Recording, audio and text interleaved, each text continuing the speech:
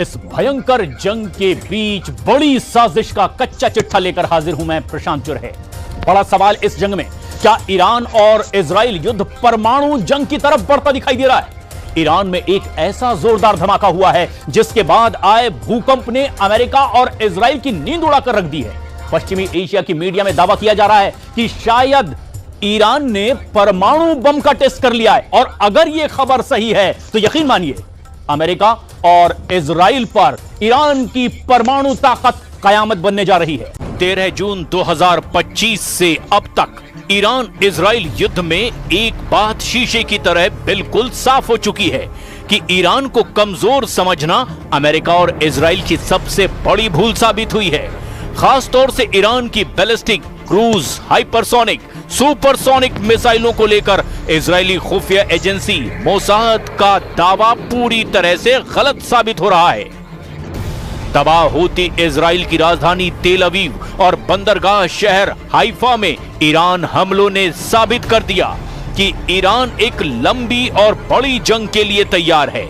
13 जून से अब तक जिस तरह से इजराइल के प्रचंड हमलों से ईरान के परमाणु ठिकानों और परमाणु वैज्ञानिकों को निशाना बनाया गया, उसने ईरान को मजबूर कर दिया कि या तो वो मरेगा या फिर मारेगा। इस बीच राष्ट्रपति पुतिन ने ऐलान कर दिया कि रूस ईरान के साथ खड़ा है पूरी मजबूती से, और अगर उसके फोर्दो और बुशेहर परमाणु प्लांट पर हमला किया गया तो दुनिया तीसरे विश्व युद्ध की आग में जलने लगेगी।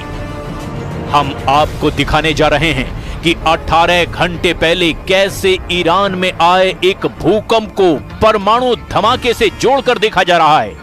क्या ईरान के परमाणु ठिकाने पर इजराइल हमलों की वजह से भूकंप आया है, या फिर ईरान ने आखिरी जंग के लिए किसी घातक परमाणु बम का परीक्षण किया है? दावा किया जा रहा है कि ईरान की गुप्त और खुफिया ताकत को देखने के बाद ही राष्ट्रपति ट्रंप ने ईरान पर अगले 14 दिन तक हमला न करने का ऐलान किया है। फिलहाल रूस और चीन जिस तेज रफ्तार से ईरान में हथियार पहुंचा रहे हैं, उससे साफ है कि इजराइल को ईरान जंग बेहद भारी पड़ने जा रहा है।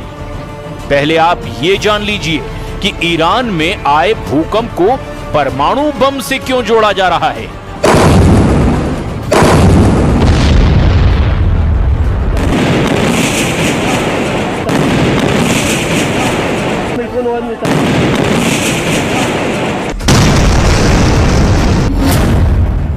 क्या ईरान ने किया परमाणु बम का टेस्ट?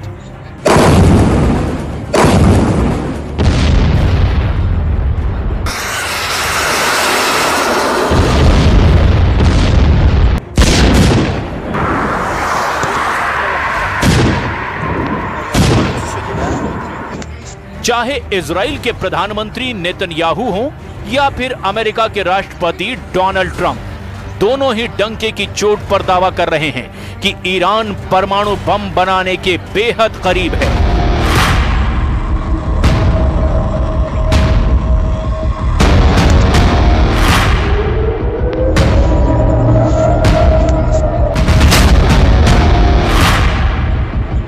इजराइल इन्हीं दावों के आधार पर ईरान पर 13 जून से लगातार हमले कर रहा है।